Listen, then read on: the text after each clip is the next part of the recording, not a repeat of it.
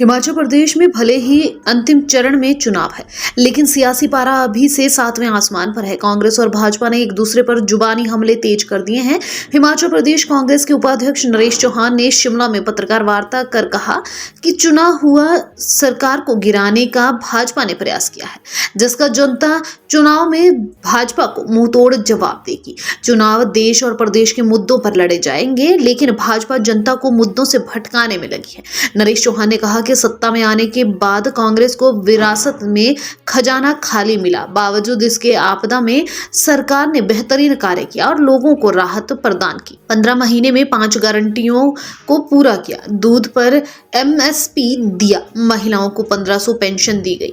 भाजपा सरकार के समय पेपर बेचे गए, लेकिन कांग्रेस के पेपर माफिया पर शिकंजा कसा।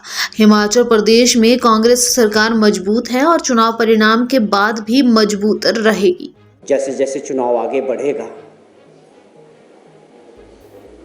भाजपा के नेताओं का, चाहे आप राष्ट्रीय स्तर पे बात करें या हिमाचल के संदर्भ में हम बात करें, तो एक प्रयास रहेगा कि 10 साल तक भारत सरकार में जो सरकार थी देश की और माननीय प्रधानमंत्री नरेंद्र मोदी जी उसका नेतृत्व कर रहे थे, स्वाभाविक तौर पे होना यही चाहिए।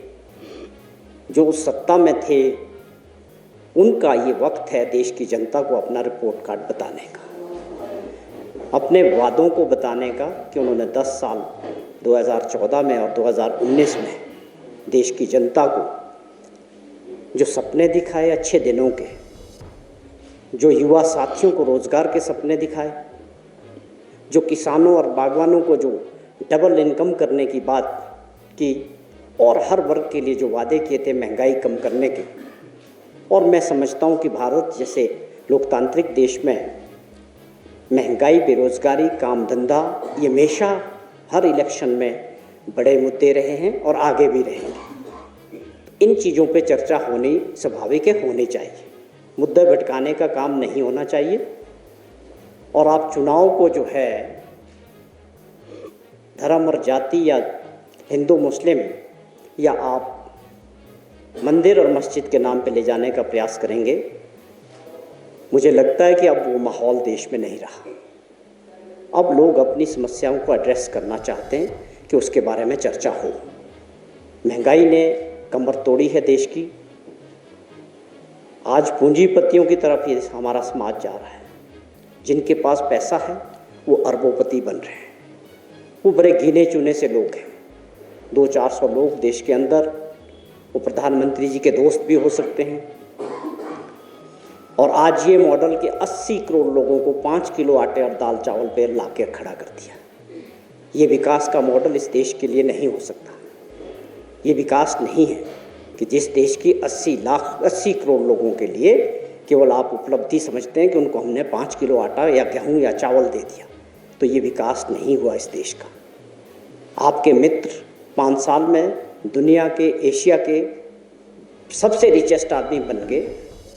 5 साल में किसी को भी कोई भी तरीके से नहीं बना जा सकता, लेकिन उनके लिए आपका प्यार और जिस ढंग से उनके लिए सारी संपत्तियां देश की खोली गई, बैंकों में पैसा देश के लोगों का था, बैंकों से उनको पैसा देके आधे रेट पे देश की संपत्तियां बेची गई।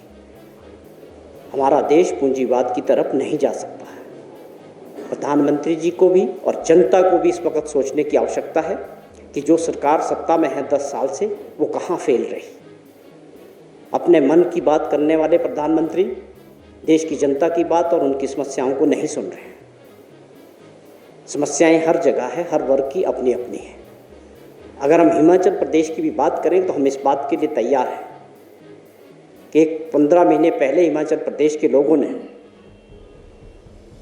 कांग्रेस पार्टी की सरकार यहाँ चुनी। ठाकुर सुखविंदर सिंह सुक्खू जी मुख्यमंत्री बने। उन 15 महीने में जो परिस्थितियाँ रही कि किस प्रकार खजाना खाली था। पिछली सरकार जो भाजपा की थी, डबल इंजन की सरकार, मॉडल जयराम जी का एक ही था, कर्जा लेने का मॉडल। 5 साल लगातार कर्जा लेते रहे और प्रदेशवासियों पे कर्जे का बोझ लाद के चले गए। और उनके कार्यकाल को हमेशा याद किया जाएगा कि हिमाचल प्रदेश देवभूमि में ये पहली बार हुआ कि जो बच्चे बेरोज़गार थे, मेहनत करते थे, जब वो नौकरी की तलाश में जाते थे तो यहाँ जयराम जी के टाइम में एक ऐसा मॉडल आया कि पर्चे बिकते थे 3 लाख, 5 लाख, 7 लाख। चाहे पुलिस भर्ती की बात हो, चाहे हमीरपुर में सबॉर्डिनेट कमीशन की बात हो, जो अपने आप में बहुत दुर्भाग्यपूर्ण घटनाएं हुई, उसको हमारी सरकार ने 15 महीने में किस तरह से ठीक किया। और इन्होंने ये हिमाचल का नाम उन राज्यों के साथ जोड़ दिया जहाँ पर भर्तियों के लिए लोग पैसा दे के पर्चा खरीदते थे। और बहुत सारी उपलब्धियां रही 5 सालों में इनकी, वो चर्चा के विषय होने चाहिए कि आपको पूरी ताकत लगाने के बाद, प्रधानमंत्री जी की 10 रैलियां करवाने के बाद आप सत्ता में रिपीट क्यों नहीं किए। ये लोकतंत्र की सुंदरता है और हिमाचल प्रदेश के लोगों की और मतदाताओं की जागरूकता है कि उन्होंने बदलाव किया, कांग्रेस पार्टी की सरकार को मौका दिया। हम चाहते हैं कि इन चुनाव में, इन 15 महीने का, हम खुद चाहते हैं कि हमारे हिसाब किताब के बारे में बात हो।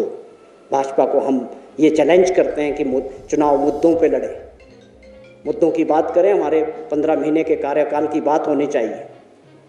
चाहे वो गारंटियों की बात हो, चाहे आपदा के दौरान हमारी सरकार द्वारा, माननीय मुख्यमंत्री जी द्वारा जिस प्रकार से काम किया, उस पर हम बात चाहते हैं कि आपदा के दौरान आपकी सरकार, आपके विपक्ष के लोग उस प्रस्ताव के साथ विधानसभा में खड़े थे या नहीं थे, जब हमने प्रस्ताव करके भारत सरकार से ये मांग की कि ये आपदा राज्य घोषित होना चाहिए।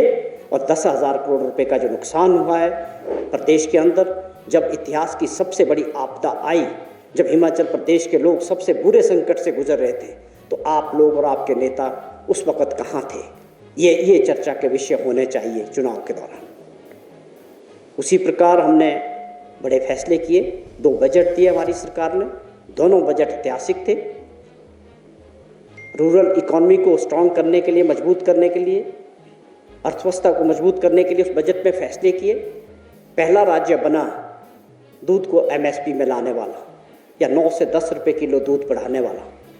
बागवानों के लिए फैसले किए, स्पोर्ट्स प्राइस की बात हो, किलो के हिसाब से फसल बेचने की बात हो, पैकिंग मटेरियल यूनिवर्सल कार्टन की बात हो, मंडियों के विस्तार की बात हो, CA स्टोर इंफ्रास्ट्रक्चर बनाने की बात हो। 15 साल में हमारी सरकार ने और माननीय मुख्यमंत्री जी ने ऐतिहासिक काम किए हैं। महिला सम्मान निधि के रूप में 1500 रुपये देने की बात हो।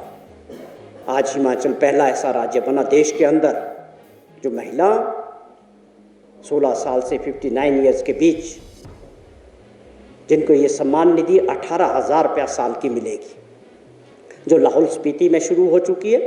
और पूरे राज्य के अंदर 2,74,000 ऐसी महिलाएं जिनको 1,000-1,100 रुपया मिलता था, उनको 1,500 रुपया मिलना शुरू हुआ।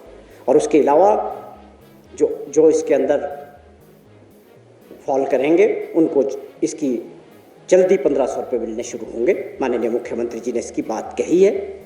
तो इन चीज़ों पे हम चाहते हैं कि भाजपा के जो नेता हैं, मैं आज पढ़ रहा था भाजपा के अध्यक्ष श्री बिंदल जी का स्टेटमेंट कि नाकामयाब रही है ये सरकार।